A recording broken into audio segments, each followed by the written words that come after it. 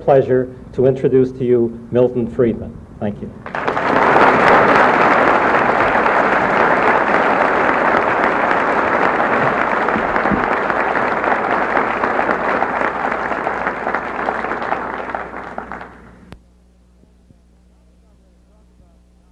The topic I'm going to talk about tonight, I had thought it was announced. If not, it'll come as a surprise to you, but I hope not as an unpleasant surprise, is the topic of money and inflation. It's not a topic I think there's anybody in this room who is uninterested in, at least the inflation half of it. Most of you are also very interested in the money half, but from a different point of view. Whenever I talk about inflation, I am reminded of a wonderful story about the man who decided to take advantage of the growing science of cryogenics. That's the science of freezing people up so that they can be in deep freeze for a time and then restored to life. And he got himself put into the deep freeze for a 20-year period. And of course, before he went into the deep freeze, he left all his securities and his worldly belongings at his brokers with instructions to do the best he could for him. And 20 years later, after the deep freeze had worked, he was unthawed and came out of the deep freeze. And of course, the first thing he did was to run to the telephone to call his broker. And his broker said to him, "Well, you know, you're a millionaire many times over." "Oh, really?" said the man. "What happened to this stock?" And the broker said it went from here to here, multiplied 10 times, 20 times. "What happened to this stock?" He kept on going. But suddenly the telephone operator interrupted him. The man was just ecstatic. Telephone operator interrupted and said, "Sorry, your 3 minutes are up. That'll be $250,000 for the next 3 minutes, please."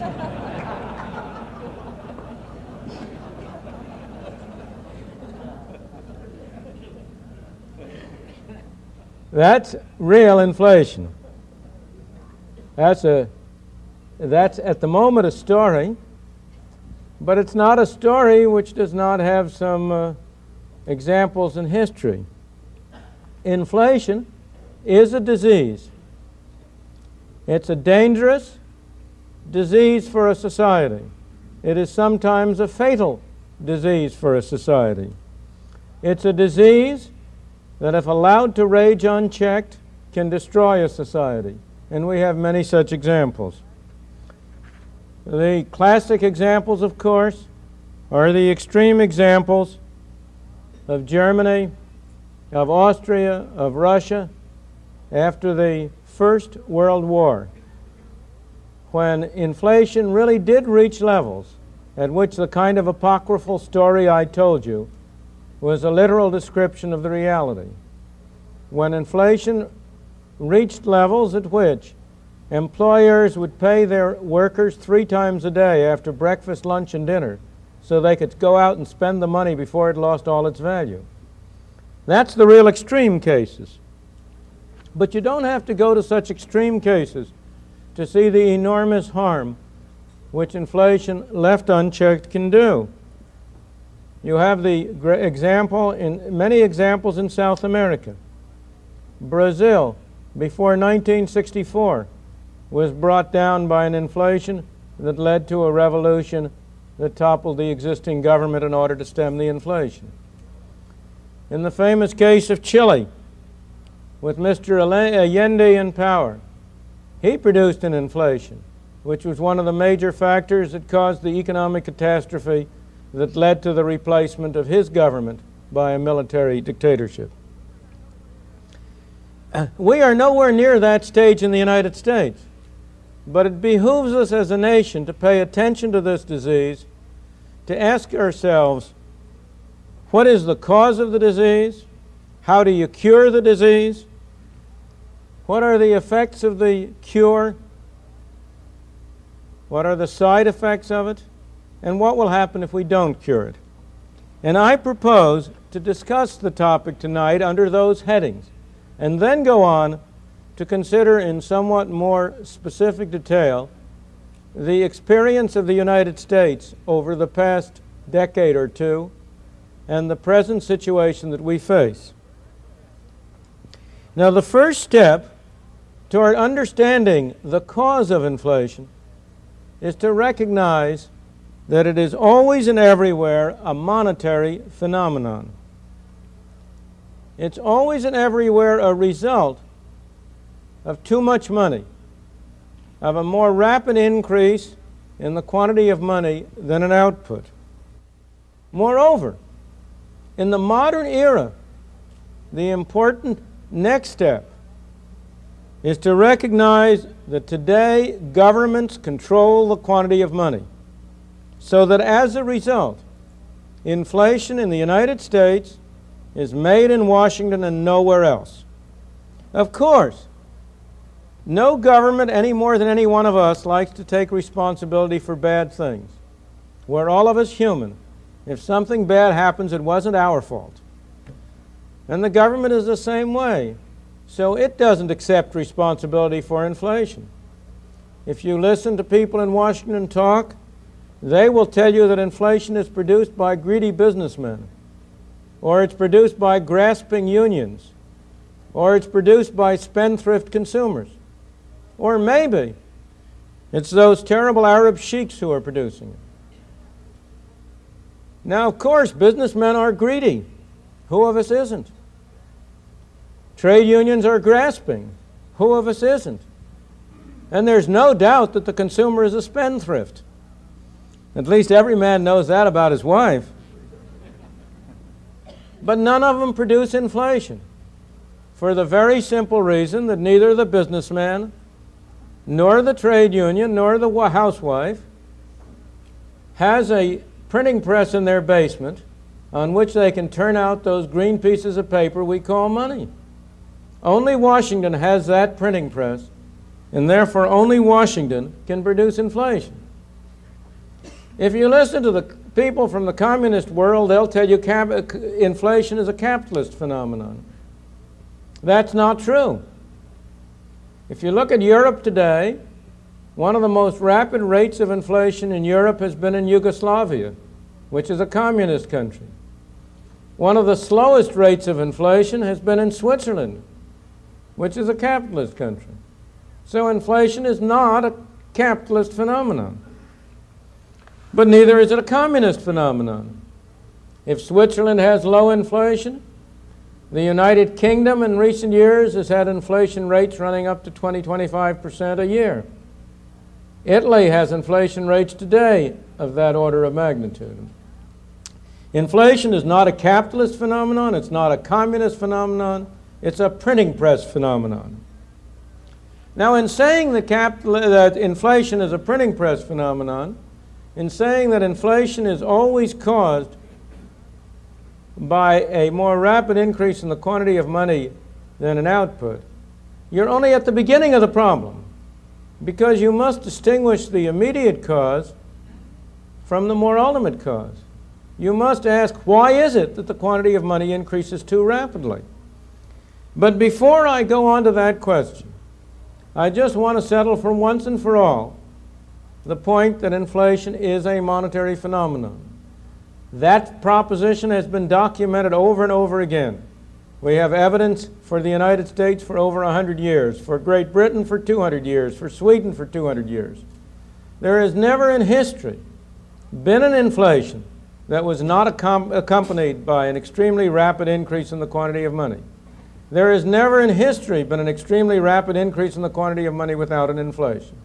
But in order to persuade you of this quickly and with a minimum waste of time, I have brought a few pictures along to show you that will graphically illustrate the proposition about the relation between money and inflation.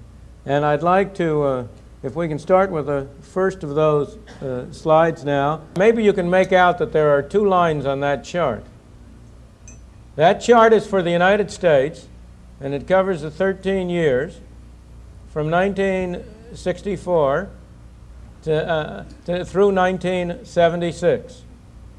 And one of those charts, the solid line, is the quantity of money per unit of output. And the other line, which is a dashed line, is the consumer price index. Those two lines cross at 1970 because that's the way they're constructed. Both of those series were expressed on 1970 as a base of 100. in order to try to get the two series in the same scale. But there is nothing whatsoever in the arithmetic of it to make those two curves the same elsewhere. And I may say that the quantity of money that's plotted there is a quantity of money for a year ending 6 months before the price index. So that you are not, there's nothing funny about that. And you can see that the two lines are almost indistinguishable. Now I've got a segment of 13 years up there, but if I had a segment of 100 years, the relationship would be the same way throughout the whole of that period. But you may say that's only for the United States. But what about other countries? And so let's have the next slide. The next slide is for Germany for the same period. And again, you will see the same story. Now the interesting thing here is that you can see that the quantity of money for a while in the later in the 70s was running ahead of the price index, but now they're coming back together again. And that's a behavior you very often observe. The quantity of money per unit of output is a major factor that from the immediate sense determines the price index, but it doesn't operate instantaneously. Sometimes there are delays of a year or two, but sooner or later they all come back together. Well, the United States and Germany are very similar countries. What about another country? Let's have the third chart. And the third chart there is supposed to be for Japan. I can't read it. Is that what it says up there? That's for Japan. And you will notice that the Japan experienced a much greater price rise than either the United States or Germany did. But Japan has now been coming back. It's done a remarkable job of controlling the quantity of money. And as a result, the rate of price inflation in Japan has come down from close to 30% a year to where today, in the period after this chart, it's back down to about 7%. But again, you have the same synchronism between the two charts. Now, the next chart, let's have the next chart, which is for Great Britain. You can see each one of these has a little bit more inflation than the preceding one, but each one of them, you again have the same relationship in every case between the quantity of money and prices. Now, one of the interesting things about that comparison between Japan and the United Kingdom is you will hear many people telling you that the real reason you have inflation is because of trade unions. If you listen to anybody telling you about Great Britain's plight, they will tell you that the real problem in Great Britain is that you have such strong trade unions that they push up wages and that causes inflation. Well, if that explains this relationship for Britain, what explains the previous chart for Japan, where trade unions are not very important or much weaker than they are in Great Britain? Or what explains the next chart, which is a honey, for Brazil? Can we have the last chart? Now that's an inflation that's really an inflation. That's none of these baby inflations we've been playing with. Of course, there are still better ones in Argentina and Chile, but we don't have a big enough room.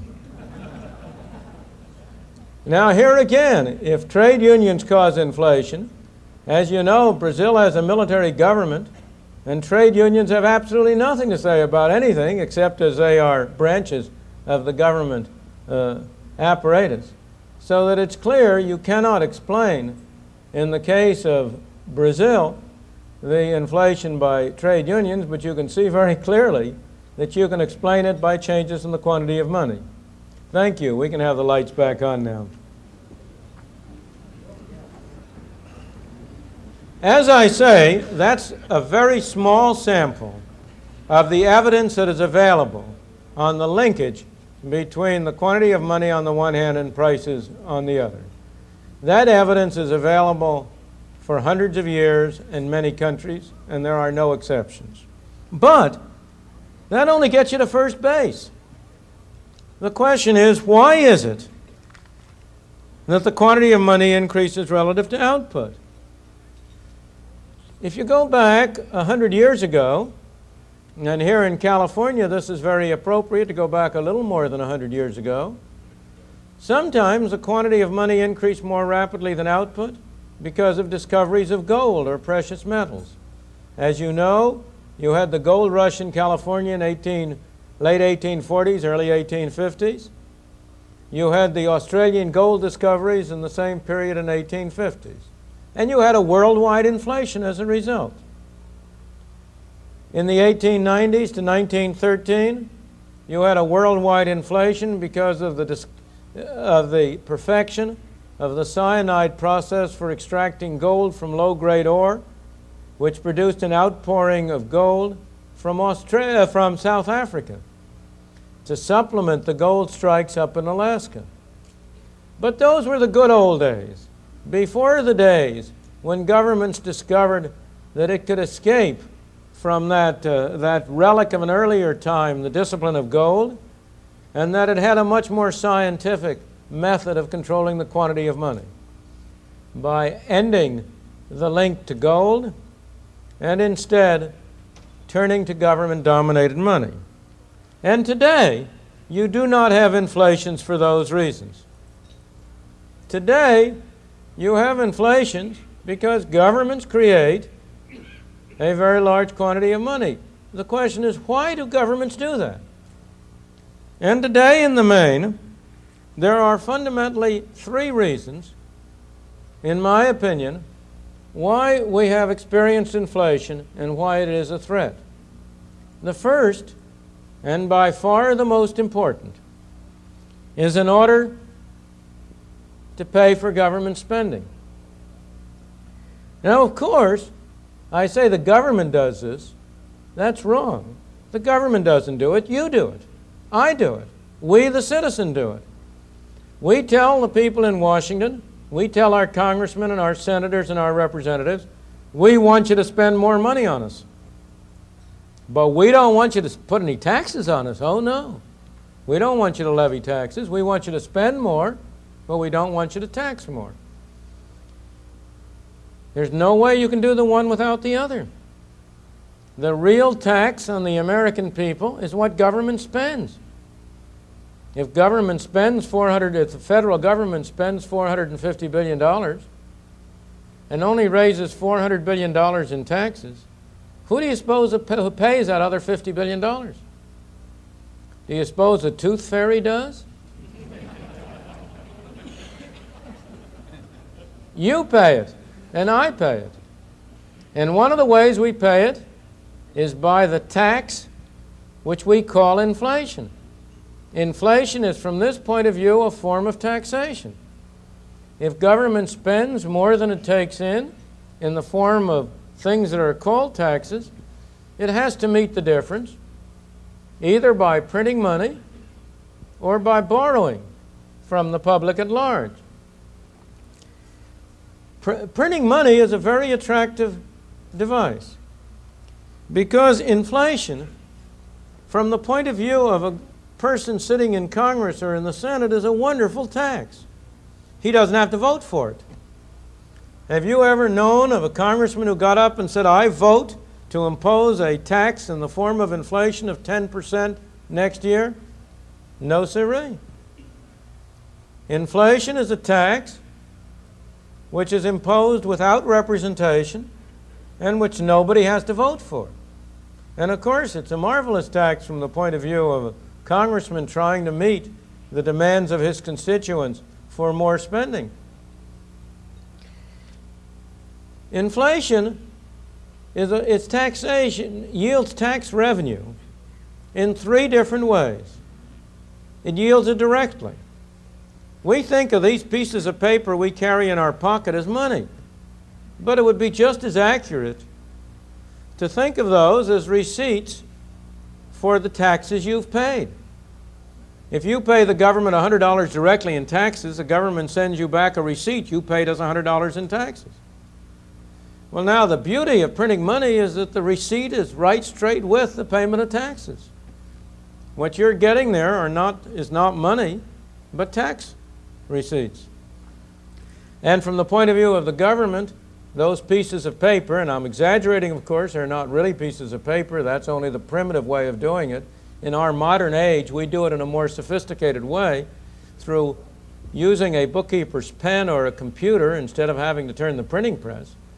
It's in the form called deposits, one of the most misleading terms in the human language. When I think of a deposit, I think I put something there and there it is. But you know, when you go into a bank and deposit money, the people behind the counter run as fast as they can to another part of the bank to pay it out over another counter in the form of loans. It's not deposited there. And similarly, when the government sends a check, it may, in effect, be doing the equivalent of printing paper money. I won't go into the details of that process. You will get the right answer if you think of it strictly as printing paper money.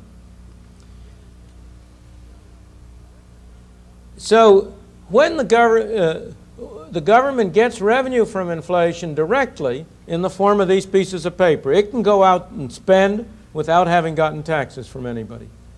But it also gets revenue in two other ways. In the first place, with the kind of tax system we have, inflation raises other kinds of taxes without anybody having to vote for it. You might think that if prices go up by 10% and your income goes up by 10%, you're in the same position as you were before. But you're not. You're pushed up into higher brackets of the income tax, and on the average, if prices go up 10% and your income goes up 10%, your taxes will go up 15%. So that the Congress, again, is in a marvelous position. It can vote to lower tax rates when, in fact, taxes are going up. There's a lot of talk in the papers these days and the news these days about the president proposing a tax cut next year. That's pure fiction. Nobody is proposing a tax cut. These much publicized tax cuts of the past few years have not been tax cuts at all. Inflation has raised taxes, and the so-called tax cuts has given back a small part of that to the taxpayer. But the actual taxes the taxpayers have paid have gone up as a result of the automatic effects of inflation. In the third place, the government gets revenue from inflation by repudiating its debt. Many people keep worrying about the government debt. That's not something you should worry about, because the government debt today is smaller, that is the announced government debt, the open and above board government debt, bonds outstanding and the like, is smaller as a percentage of the national income than it was 20, 30 years ago. How can that happen? Every year we have deficits. How can the debt be going down? Because those are not real deficits. They are deficits that have been financed by inflation. Anybody who has bought government securities in the past 10 years has paid the government for the privilege of lending to it.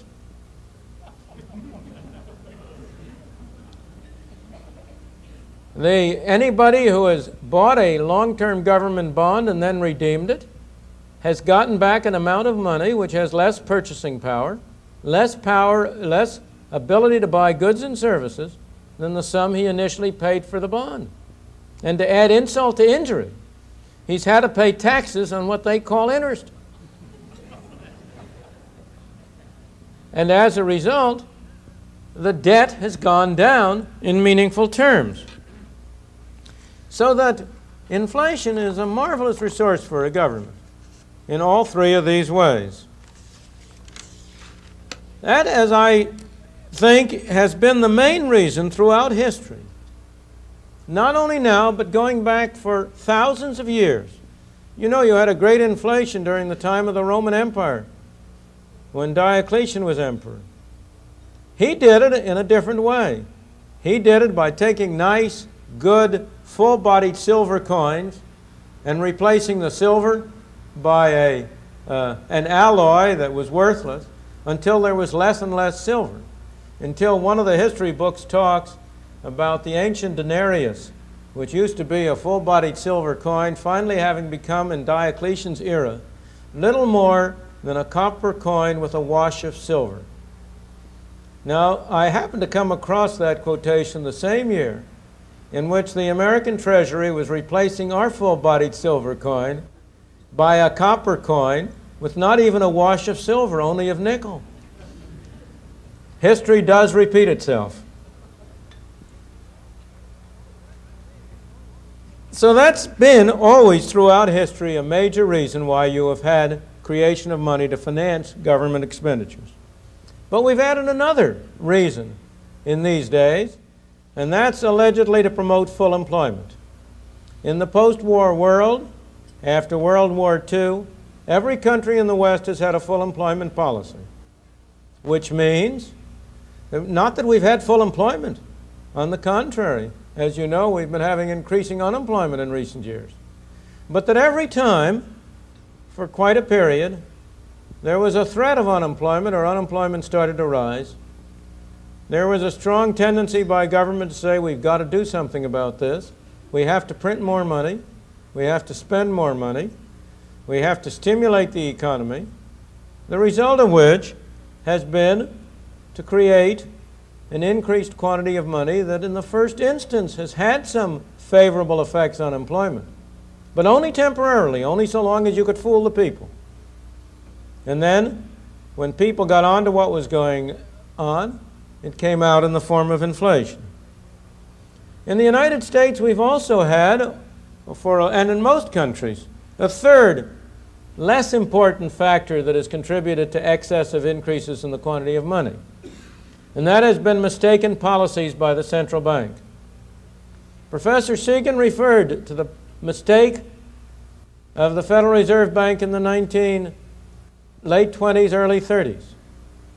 From 1929 to 1933, the quantity of money in the United States went down by a third. And that was a major factor that produced the catastrophe. That was a great mistake of the Federal Reserve. It learned from that mistake. Government agencies, like people, don't always make the same mistake the next time. They make a different one. And since that period, the central banks have tended to make the mistake in the opposite direction. Their mistake has almost always been caused by confusing their function, by thinking that they had something to do with interest rates, instead of recognizing that their real function was to control the quantity of money. Now, most of you will be inclined to say, well, that's all very well, but aren't there some important things you've left out? Of course, the most obvious thing you would have told me I left out was trade union behavior. But I hope I've already persuaded you that that's not a fundamental source of inflation.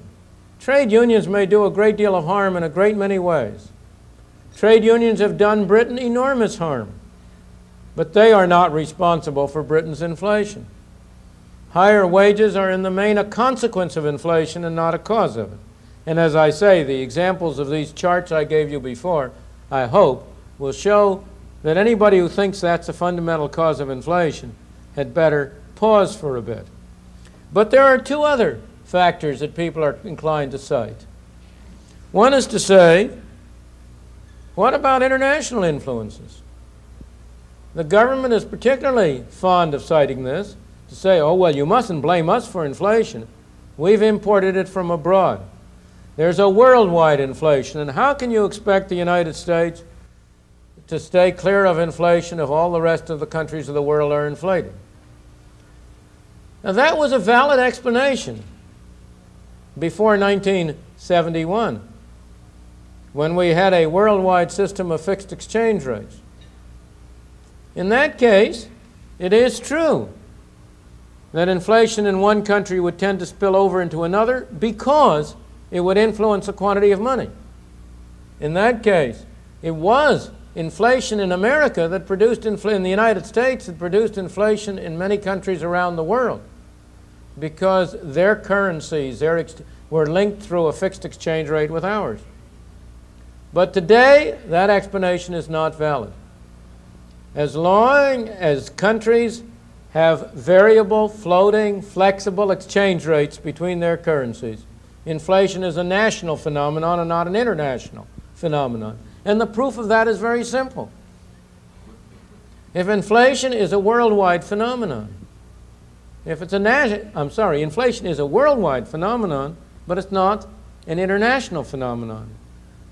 You know, in every country of the world you have too high taxes.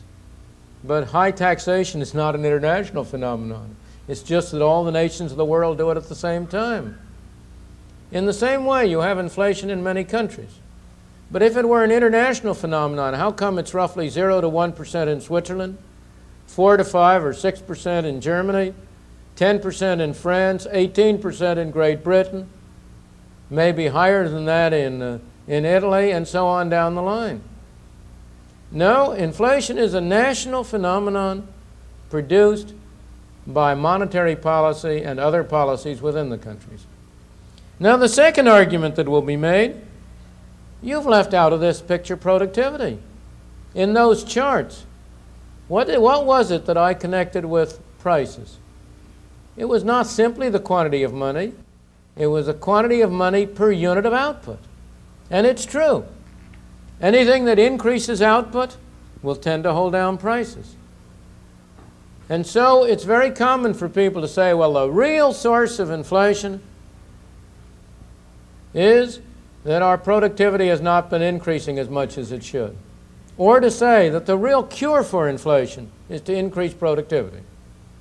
Now, productivity is an enormously important phenomenon. From the point of view of our standard of life, of how well we live, there's nothing that's more important. If we can get a rate of real growth of 3% instead of 2%, that will make a great difference over a period of time. And I don't doubt that one of our national problems is a fall off in the growth and productivity. But from the point of view of inflation, it's the wrong order of magnitude.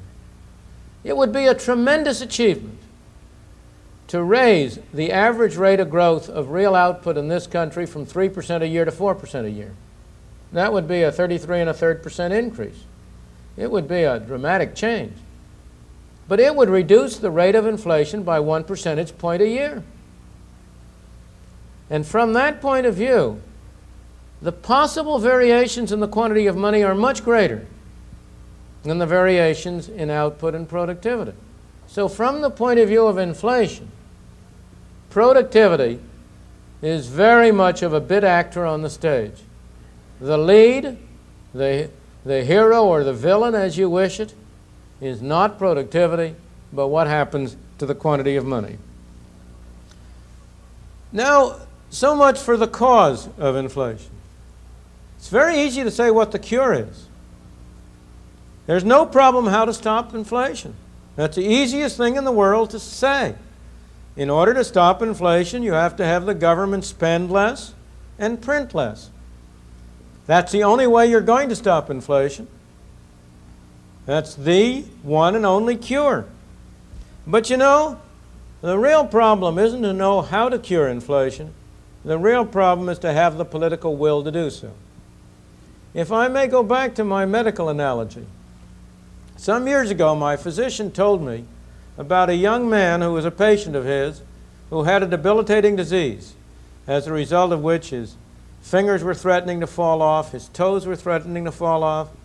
And my physician said, you know, that young man could be cured in no time. The only thing he has to do to be cured is to stop smoking. But I cannot in any way bring him to stop smoking. He refuses to do it. Now, the disease was curable in one sense, but it was not easy to do it. An analogy that in some ways is much closer to the problem of inflation. It's a very literal analogy, but also something of a medical analogy, is alcoholism. The thing about alcoholism is that when you go out on a toot, the good effects come first, and the bad effects only come the next morning when you have the hangover. Now that's exactly the way it is with inflation. When you start inflating, the good effects come first. After all, the government's printing money, everybody thinks he's richer, he's got all these pieces of paper. And initially it does have that effect. It makes business good, it expands output. It's only after a while, when it works its way through to inflation, that the bad effects come later, and you then have inflation. Similarly, on the other side, the great problem in curing an alcoholic is that the bad effects come first, and the good effects come later when you try to cure it. If a man who has been subject to a craving for alcohol goes off the wagon, it's terrible. He's got a terrible time getting rid of his craving. But if he once can succeed in doing so, everything will be fine. It's exactly the same thing with inflation. If you succeed in slowing down inflation, you will initially have some very difficult times. Just as inflating stimulates the economy temporarily, so slowing down inflation slows down the economy temporarily. A more direct reason why it's difficult to apply the cure is because it's not so clear that people want to stop inflation. If I ask people, are you in favor of inflation or not? Everybody's against inflation.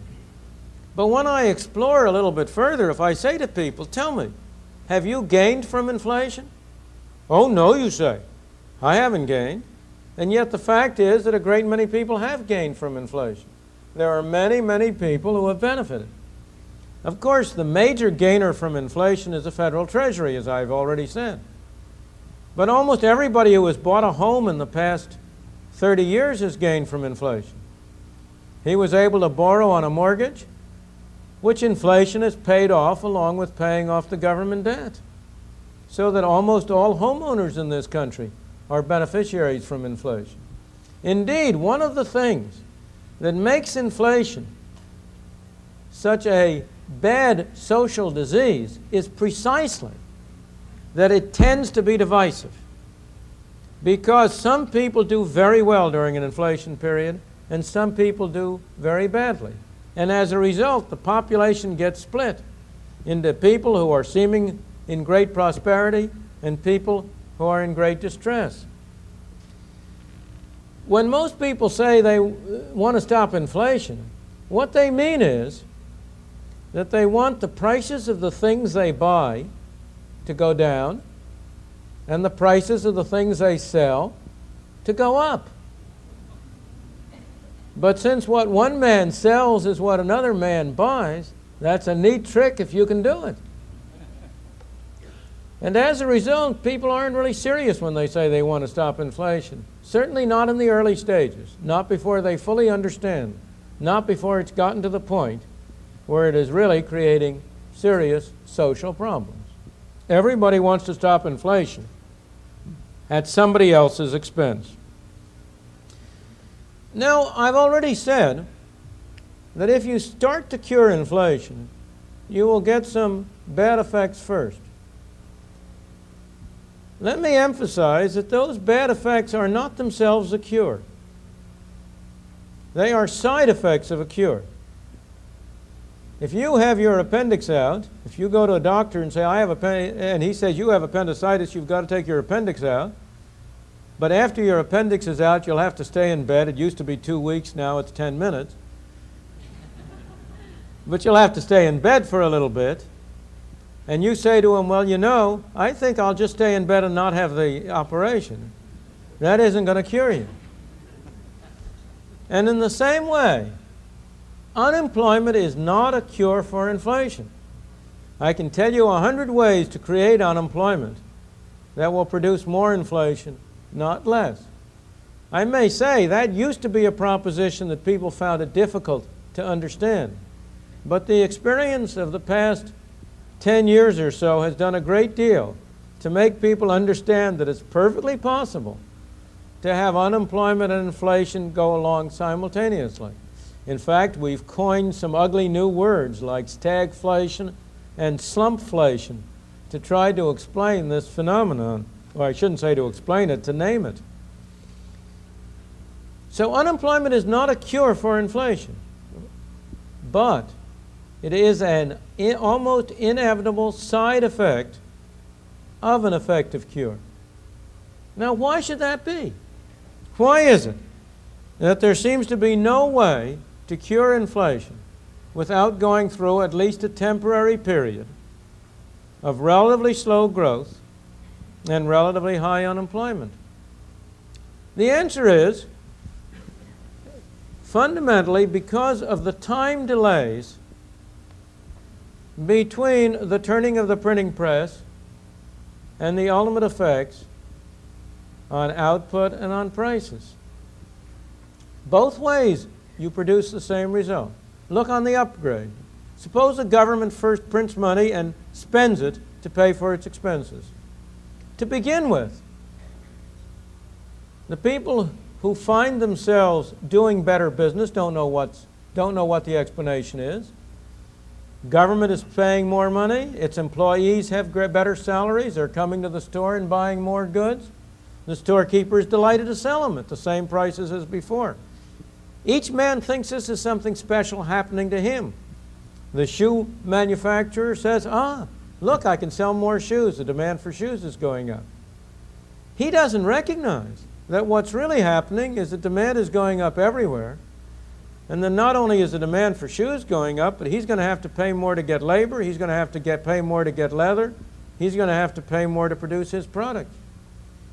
But when that shows up, when after a while he finds out that his costs are up, then he suddenly discovers that he has to raise his prices to make both ends meet. And that's why, on the average in the United States over the past 100 years, an increase in the quantity of money has taken about 5 or 6 months to affect people's spending. The first thing that happened is people just have bigger bank accounts. Then it takes them a little while to realize that, and they start spending it. And then it's another 12 to 18 months before that works through into prices. So on the average, over the past 100 years, and in Britain it's been for 200 years. I say 100 years because that's as far back as our data go in the United States. There's been about a 2-year interval between a more rapid increase in the quantity of money on the one hand and the inflationary effects of it on the other. But the same thing happens the other way. If the government slows down its spending, in the first instance, people simply experience that as slower demand for their products, and they tend to retrench. They tend to say, well, my inventories are going up, I better cut back production. It's only after a considerable interval that that's reflected in lower prices or in a slower rate of increase in prices and works its way through. So there is no way that I know to avoid the interim effect of slowing down inflation. In the long run, there is no relation between inflation and unemployment, on the average. Suppose a country gets accustomed to 10% inflation. That's perfectly livable. That's something people can get along with. What will happen? Everybody will know that it's going on. All wages will automatically tend to go up by 10% more a year than they otherwise would.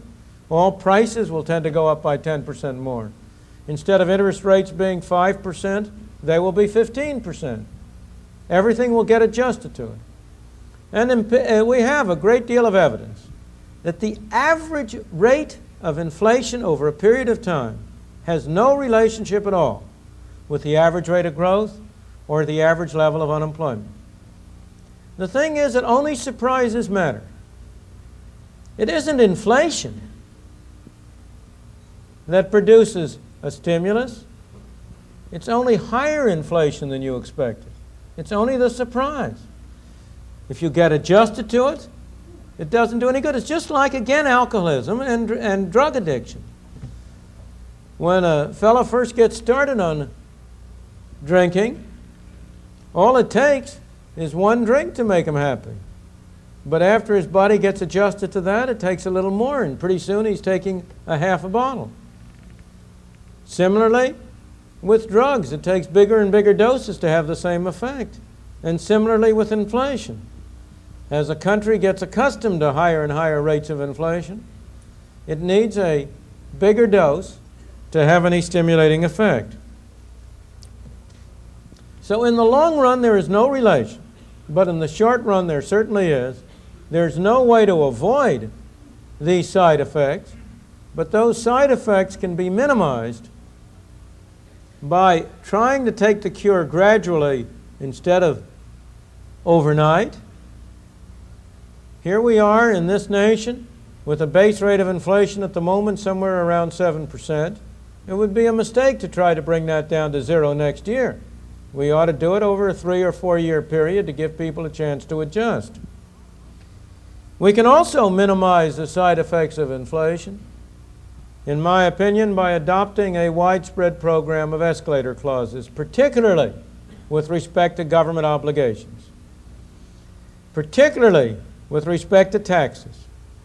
I think it is a disgrace and a scandal that we have not had a legislation which has adjusted the income tax system so that inflation does not automatically raise rates.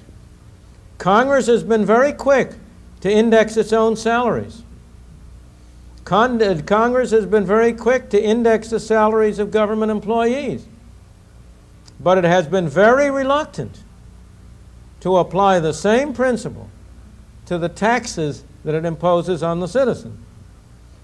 I must say myself, I would go the other way. I would like to see the taxes indexed, and with respect to the salaries of Congress and of government officials, I would index them perversely. Every 5% inflation is a 5% reduction in their salary. And I assure you, if you did that, you'd cure inflation real fast. One more general point. What if we don't cure inflation? We have no good choices. If we don't cure inflation, if we continue at high rates of inflation, we'll also have high unemployment. And one of the main reasons is because of the false cures that will be attempted. In every country that has had great inflation, the governments have resorted sooner or later to wage and price controls, supposedly as an attempt to cure inflation. We did that in this country in 1971 with disastrous results. Wage and price controls are not a cure for inflation. In fact, wage and price controls, you will find, are imposed by governments that want to inflate but want to conceal it from the populace. Governments want to get a short-term benefit by pumping up the economy, but they want the populace to think they're doing something about inflation. So they announce with great fanfare that they're fixing prices and wages. But the result is only to hold down, to conceal the inflation for a year or two and then have it blow up, which is, of course, exactly what happened after 1971. In light of this background, I come to the final point I want to make. I think it's very instructive to look at recent U.S. history. Our inflation really started in the post-war period in the 1950s. In the 1950s, we first had a very substantial inflation during the Korean War, and then after that was over, we had a creeping inflation. It was an accident that 1950s inflation didn't continue and grow from that point on. But we had a political accident. We had a non-political president who was willing to risk the election of his vice president in order to stop the inflation. Mr. Eisenhower was willing to take the unpopular measures that stopped inflation, that put us back on a non-inflationary source, by approving measures that led to a series of recessions in 1958 and then in 1960, by holding down government spending, holding down government money creation, so that from an inflation rate, which at that time was regarded as terrible, of 3.5%, it was brought back to essentially zero. Our real inflation started in the early 1960s when John F. Kennedy inherited this windfall of a non-inflationary environment as a result of President Eisenhower's policies. And from 1960 on, we have been on a roller coaster. We have been going up in inflation, we have been coming down. We've been going up, and we've been coming down. Every time we go up, there's a great outcry, we have to do something about stopping inflation. And so we tend to step on the brakes. That tends to produce a downturn. But the moment unemployment starts going up, there's an even bigger outcry. We have to do something about the unemployment. So we reverse and step on the accelerator instead of the brake, and we're off again. But this roller coaster is around an upward level. It's not been on the level. Each peak has been higher than the preceding peak. Each trough has been higher than the preceding trough. In 1961, the lowest rate of inflation at that time was 1%. In 1967, the next trough, the lowest rate of inflation was 2.5%. In 1971, before Mr. Nixon introduced price controls, in order to control what was then supposed to be the horrendous rate of inflation of 4.5%. In that period, the lowest rate was about 4%. In 1976, last year, when again we went through a recession to stop the inflation, the lowest rate was 6%. It was 5%, I'm sorry. So each bottom rate has been higher than the preceding one. Similarly, each top rate has been higher than the preceding. In 1966, we reached 4%. In 1969, we reached 6%. In 1974, we reached 12%. In 1979, we will reach, you fill in the numbers. It's not a pleasant prospect. So we've been on a roller coaster, going up and up and up. And we've been on that roller coaster because of the problem that I've mentioned, that we get accustomed to our addiction, and we need bigger doses to get another high. If we look at the most recent period, we've had the same situation again. From January 1974 to January 1975, the quantity of money defined to include the currency in your pockets and all deposits at commercial bank, demand and time, what has come in the jargon of the literature to be known as M2. I apologize for having given it that unlovely name. But M2 has been grew in that year at 6.8% a year. That was a relatively low rate. And it was that was responsible for the tapering off of inflation, so that by the end of 76, it was down to about a 5% on a year-to-year basis. But in the period from January 75 to now, the money supply has been running at the annual rate of 10% a year. M2, this quantity of money. And that portends an increase in the inflation rate. We've hit the bottom and we're now on the way up. We had a temporary bulge in January, February as a result of the very hard winter. But the more fundamental phenomenon is that we're now on an upgrade. We'll probably hit 7 to 9% next year, something like that. And the base rate of inflation today is somewhere in that level. The tragedy of this whole history is that we have time and again, 4 times now, paid the price of stopping an inflation and not gotten the benefit. We've stepped on the brakes.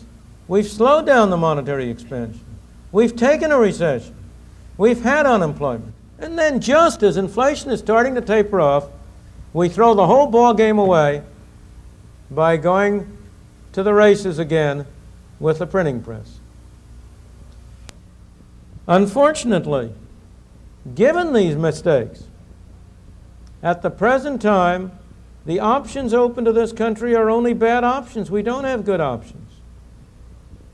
If you were sitting in at the Federal Reserve Board and deciding on monetary policy, you mustn't suppose you'd have anything good you could do. Whatever you do is bad.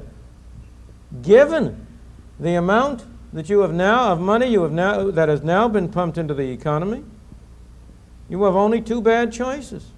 If you slow down drastically in order to try to hold back inflation, the economy will experience a recession in late 78, early 79, and it may be a fairly severe recession. Alternatively, you can say, well, we can't do that. We've got to step on the gas, keep doing what we're doing now. Then you are condemning the economy to going into another period of double-digit inflation. 2 years ago, there was a choice. Having paid the price for slowing down the inflation, we should have continued on a relatively slow rate of monetary growth, and then we would by now be well on the way to a cure for our inflation.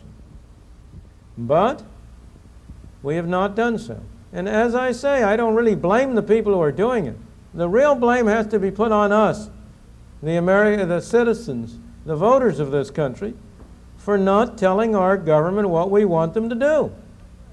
And I am afraid that we shall have to go through several more of these swings in the roller coaster before the American people decide that they have had enough of it, and that it's time to bring it to an end, that it's time to send an unmistakable message to Washington: we want you to stop the roller coaster.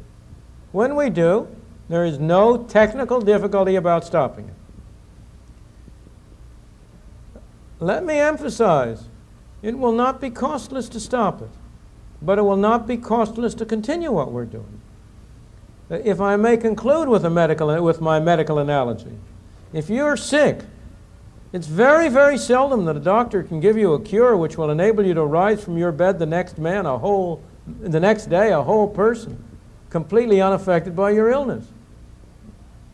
We have a disease called inflation. Fortunately, our basic constitution is strong. This is a strong, healthy country, although we've been doing our best to make it unhealthy.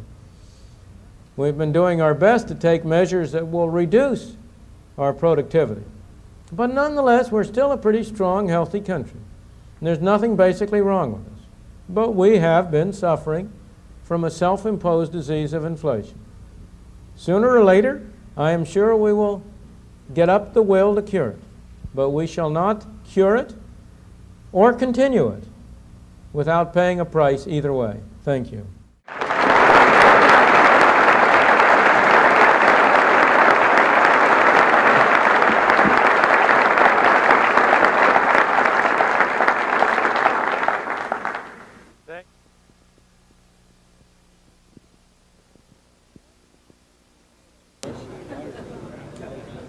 Dr. Friedman, if you were advising President Carter, would you advise him to work through the Federal Reserve or through Congress to implement your recommendation? Well, I'm not sure those are different, and I'm not sure it's really President Carter to work through them. You know, the President has a lot of influence but very little power. The President does not pass the appropriation bills. The President has no direct control over the Federal Reserve printing press. The real source of power in this respect are the Congress and the Federal Reserve, together and jointly. And I believe that's where the public at large has to bring political pressure to bear to produce the right kind of policy. So we need to change Congress to get off the treadmill. No, we don't need to change Congress. Excuse me. You know, people have a great misunderstanding about this. People in Congress are in a business. They're trying to buy votes. They're in the business of competing with one another to get elected. The same congressman will vote for a different thing if he thinks that's politically profitable. You don't have to change Congress. People have a great misconception in this way. They think the way you solve things is by electing the right people. It's nice to elect the right people, but that isn't the way you solve things. The way you solve things is by making it politically profitable for the wrong people to do the right things.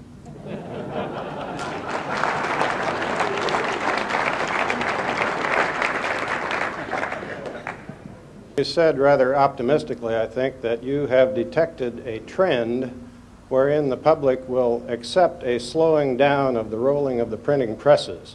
I confess that that trend is invisible to me, and I wondered what evidence of it you have seen.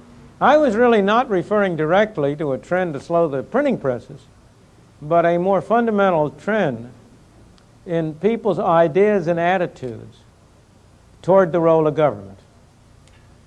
10 years ago, 20 years ago, it was widely taken for granted that there was hardly any problem, the solution of which did not reside in Washington, did not reside in throwing more money at the problem. Very few people believe that anymore today. People are greatly disillusioned about what government can accomplish. In the more particular area you're describing, worldwide, and not merely in this country, the public at large has shifted its major emphasis from unemployment to inflation. It is not any longer politically popular to reduce unemployment by creating inflation. If you take a case like Great Britain, which has in some ways been on the forefront of this, 10, 20 years ago it would have been said that it was absolutely politically intolerable to have had rates of unemployment of the kind that Britain has had. But today, the Labour government in Britain finds it popular, politically profitable, to put its emphasis on reducing the rate of inflation. In Britain, last September at the Labour Party conference, Prime Minister Callaghan found it politically profitable to say, we used to think that if you had unemployment in a recession, the way to get out of it was by spending more money or cutting taxes. But if that was once a solution, it is no longer an option open to us. I'm not quoting precisely, but the sense of it. He said, because we have learned that that only works temporarily, but the ultimate result is more inflation. So you have in Britain and in other countries around the world a willingness on the part of the population at large to stand for measures directed at reducing inflation. The same thing is true in this country. Every public opinion poll has shown that inflation is a problem that the public at large is more concerned about than the problem of unemployment. It will not be. You see, I think President Carter faces a real dilemma at the moment with respect to his own election prospects in 1980. He cannot control. I said before, he has much influence but little power. He cannot really control it, but suppose he could. What should he do? He's facing a dilemma. 10 years ago, the answer would have been obvious. Step on the gas, print money, create a great period of prosperity by 1980. But with double-digit inflation, the double-digit inflation will do him more political harm than the boom will do him good. So I think there is a very strongly detectable change in the attitudes of the public at large. On the one hand, they are more inclined to attribute the responsibility for inflation to government and to be more conscious of it. And on the other, they have less rosy views about the power of government to cure all ills. Thank you very much.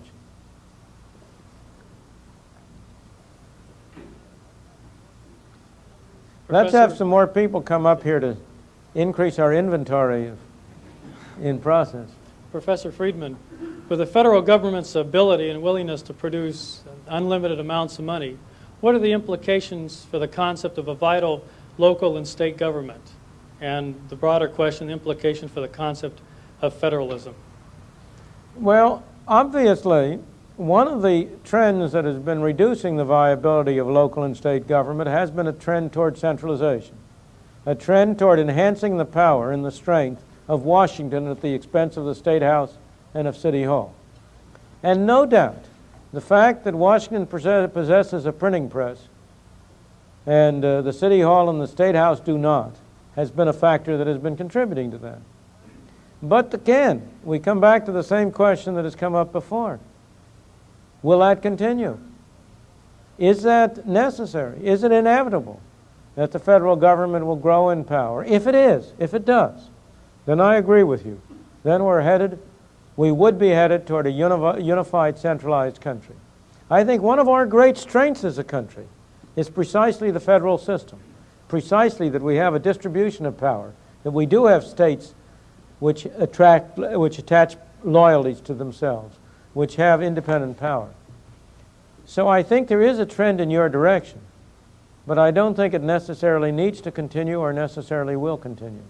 As a member of a government agency, do we do ourselves a disservice by quickly pursuing federal grants and funding to meet our needs when often those grants are not our priorities, but just where we can get matching money? Well, you have a dilemma there. Given the program, given that there is a federal program, I can't blame you for trying to go get it. And yet I think it sooner or later the public will wake up to the idea that they really aren't doing themselves any favor by sending $1 to Washington and getting 80 cents back. That's been the experience. What we have had, it's a great defect of the centralization. And it's very hard to understand why people allow themselves to be fooled. But somehow they have the impression that if the money comes from Washington, somebody else is going to pay for it. But of course, it's a two-way trip, and there is a discount taken off in Washington as it turns around. I don't know if I can ask one more question, but since I deal with high school students and I'm concerned about economical education in our schools, what is your barometer as you talk to young people? What is their projection of the business economy? I deal with many people, young people, who go into government thinking that that's where the jobs are, and that concerns me. What is your forecast? Well, again, that is not preordained. We're masters of our own destiny. That depends what we as a people decide. If we as a people decide we want to continue on the path we've been going on, which I hope we won't, but if we do, why then your youngsters are better off going into Washington. They will get better salaries. Do you people know what the highest income, average income county in the United States is? It's not San Diego County. It's not even Marin County. It's not Westchester. It's not any of those fancy Connecticut counties. It's Fairfax County in Virginia, the bedroom of the Washington civil servants. That's the highest average income county in the country. So that you would be telling the students right if you said to them, if you want to make an income, go to work for Washington. But it's up to us as citizens to make that no longer true. Thank you. Yes, sir. Yes, ma'am. Recently, we've heard that the inflation currently experienced in this country won't respond to monetary restraint because it's cost push inflation and not demand pull. What response would you have to that analysis, if any? It's another example of the people who produce the inflation trying to find scapegoats for their own deficiencies. Of course the inflation will respond to monetary restraint. There is no such thing as cost push inflation, except in the form of the delayed effect of monetary inflation. If you have a monetary inflation that starts to push up prices, it tends to hit retail and wholesale prices first, the prices you and I pay. It's only later that it works its way through costs. But then costs fall behind prices, and there's a make-up period. And during that period, you have what looks like cost push inflation. But there has never been an inflation in history that didn't respond to monetary restraint. If you look at American experience, it responded to monetary restraint. If you take that roller coaster I was telling you, on each occasion, the slowdown in the rate of inflation was preceded by a slower rate of monetary growth. And you have much more dramatic examples of that. Most dramatic example from American history of how inflation responds to monetary restraint was one that was once dug up by a student of mine when he was writing a dissertation on inflation in the Confederacy during the Civil War. And in the later parts of that war, you know, the South financed the war almost entirely by printing press money. And the rate of inflation during the Civil War in the South, I don't know, got up to something like 4 or 5% a month or more. But at one point in the later part of the war, the Northern Army overran the place in the South where they were printing money. And for 2 weeks, the printing presses couldn't operate. And lo and behold, within 2 weeks, the inflation stopped. And you've got many, many examples like that. So that what you can say to people is they're kidding themselves. Yes, sir. I've been rereading James Buchanan on the monetization of the debt. Yes. And his conclusion that we can't possibly reduce the debt because of the depression effects that would result. In other words, we're stuck with it forever. What's your opinions on that? Well, which debt are you speaking of now? Are you speaking of the funded debt, the bonds? The funded debt. The funded debts, we've been reducing it every year. It's much smaller now in real terms, In real terms. divided by prices or divided by income than it was right after World War II. And how have we been reducing the debt? By monetizing it, by paying it off through inflation. Now, when you come to the unfunded debt, there's $3 trillion or more of obligations under Social Security and other programs. That's a much more difficult task. I think I may say, if you'll pardon me for a digression here for a moment, that those fiscal conservatives who keep their eye on balancing the budget and on the debt are making a great mistake. And in fact, that they have been the handmaidens of the big spenders. What has happened over and over again is that the big spenders get off and start spending money. This produces a deficit. The fiscal conservatives scratch their head and say, my God, we got to do something about that deficit. So they go to work and raise the taxes to pay for the deficit. And as soon as they get the budget balanced again, the big spenders are off for the next lap. And the so-called fiscal conservatives have turned out to do the dirty work for the big spenders. As I said before, keep your eye on one thing and one thing only, how much government is spending. Because that's the true tax. Every budget is balanced. There is no such thing as an unbalanced federal budget. You're paying for it. If you're not paying for it through it in the form of explicit taxes, you're paying for it indirectly in the form of inflation or in the form of borrowing. The thing you should keep your eye on is what government spends. And the real problem is to hold down government spending as a fraction of our income. And if you do that, you can stop worrying about the debt. I have two very different questions, but first I wonder if you'd comment on an assertion with regard to your theory on the political process. It seems to me that the incumbents who disagree with you and with me are one step ahead of us, and they're so carefully insulating themselves from the political process by giving themselves vast perquisites and benefits of incumbency. So we have people voting for their reelection not on the basis of their policies or their issue positions or their votes, but whether or not they're being serviced in their district, which is a vastly different situation than it was years ago. Yeah. Well, that may well be true. I do believe that I agree with you that incumbency is an enormous advantage these days, that the drive, of course, for governmental financing of elections is really a drive to strengthen the power of incumbents and make it more difficult for anybody to challenge them, that the election, what was the bill that was passed about campaign financing, limiting private funds, was also a major step toward increasing the advantages of incumbents. But I nonetheless believe that if the public at large feels strongly enough about a subject, Congress will listen and act in accordance with it.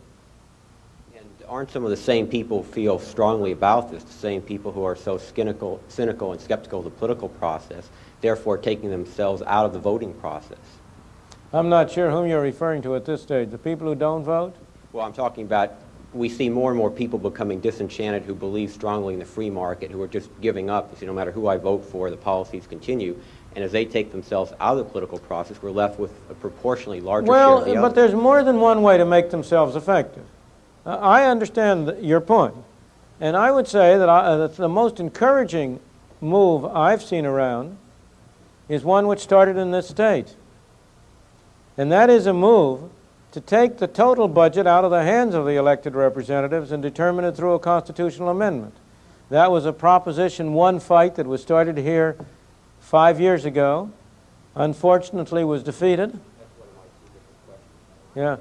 But I am very much encouraged by the strength which the movement for such amendments around the country and at the federal level is the strength which it is gaining. As you know, last year Michigan had a similar proposition on its ballot, and it was defeated too.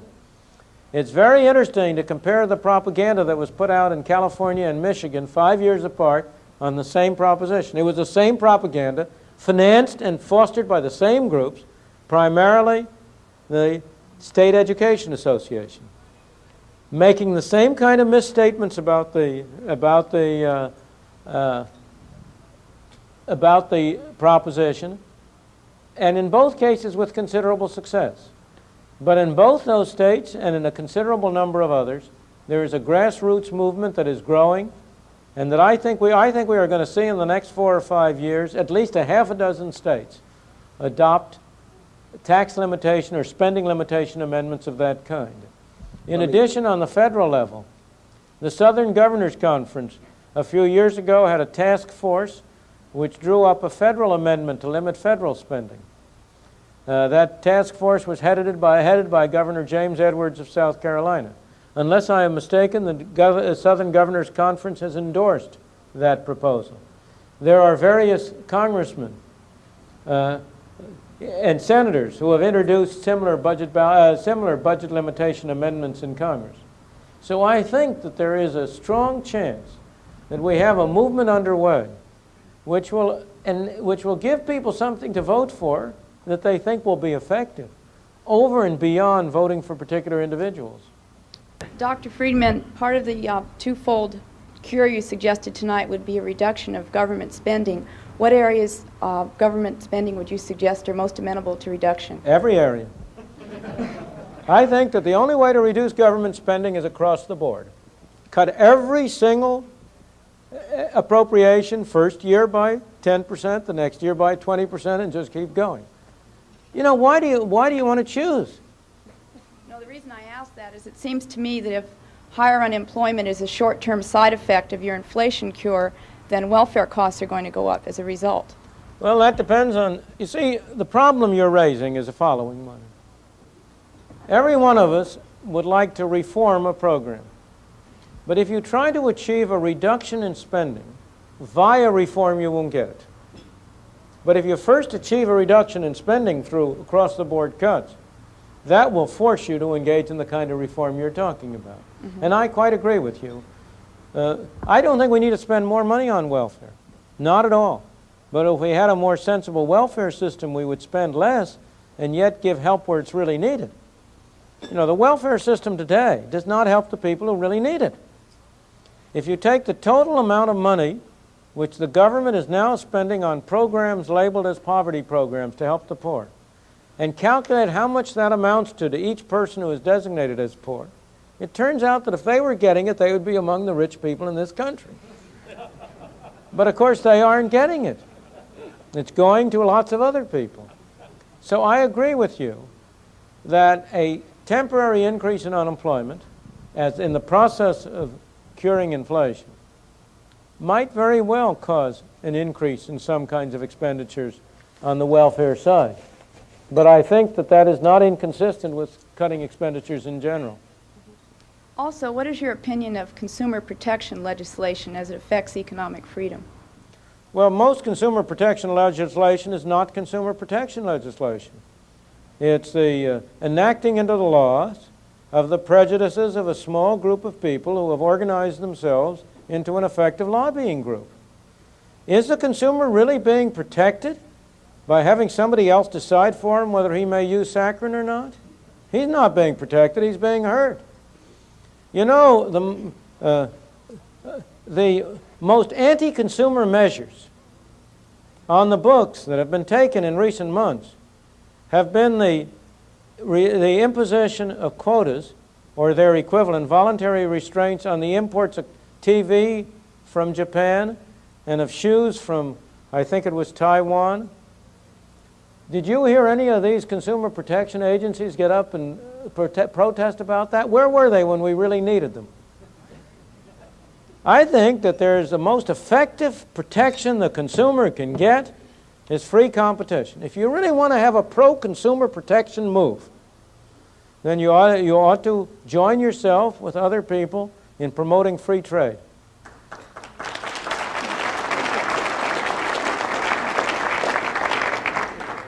I have two questions. The first is, how detrimental do you believe the significant increase in petroleum products has been to the rates of inflation throughout the world? Not at all.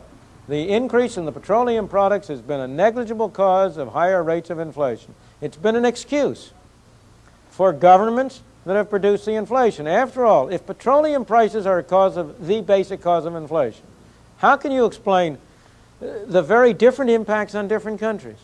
Here are Japan and Germany. They both import almost all their oil. It should hit them alike. Germany went through with a maximum rate of inflation around 6%. Japan got up to 30%. What happened is that not the increase in petroleum prices, but the OPEC cartel and the reduction in availability of petroleum has produced a transfer of wealth from the rest of the world to the Arab countries. It's made us poorer. To a very small extent, insofar as it's made us poorer, it's had a slight effect on making prices higher. But it has had a very trivial effect on the rates of inflation. Second question is, what do you believe the probability might be of the removal of the capital gains tax as well as the removal of the double taxation on dividends? Well, I think there is a possibility that you will move in both those directions, but I think it's very dubious that you will go all the way in either case. Thank you. I may say, I think the more important point about capital gains is not so much about whether it's removed, but about whether the base for calculating capital gains is indexed. That's the really important question. It would be well worth paying the price of getting rid of the special treatment of capital gains if you could get the base of capital gains indexed. Because the problem with capital gains taxation now is you're not taxing real capital gains. You're taxing purely paper gains, which simply reflect inflation. That's part of the whole problem of tax indexation. Right.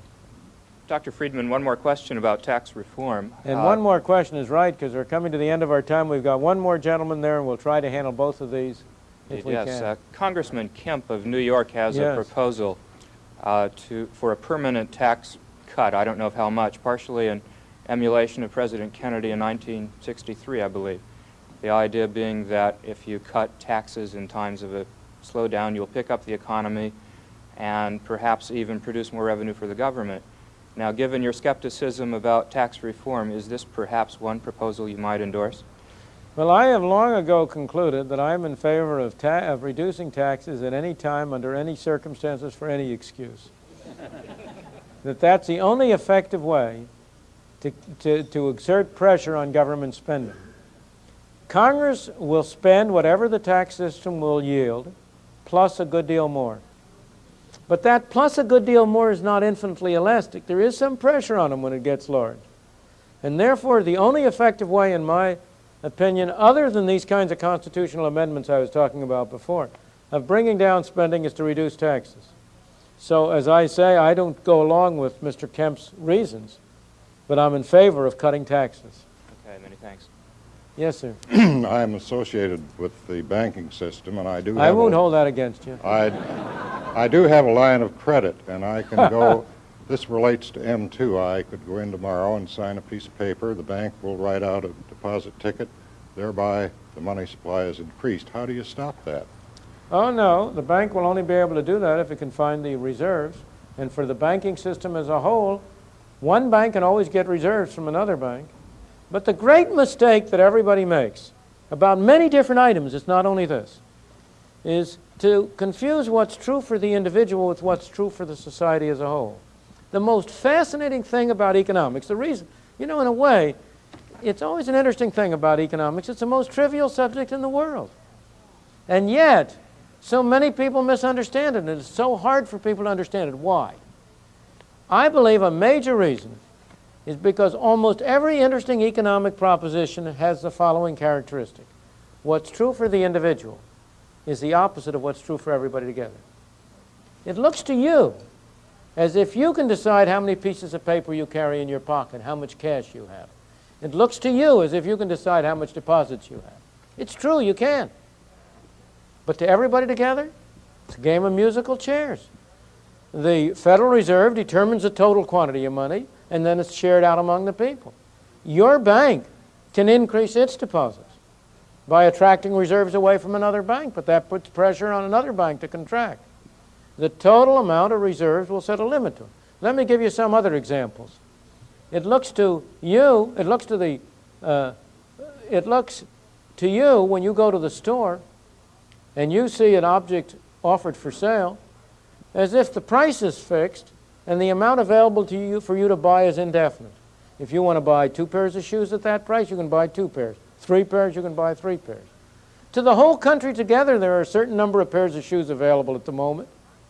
And the price is what's free to move up or down to equate the number of pairs of shoes people want to buy to the pair available. You try this out. On almost every proposition, what's true for the country as a whole is the opposite of what's true for the individual, and that's equally true with the proposition you're presenting. Who gets there first, then? What's that? Sort of depends on who gets there Yes, first. it does. Yeah. It does, very much so. Thank you.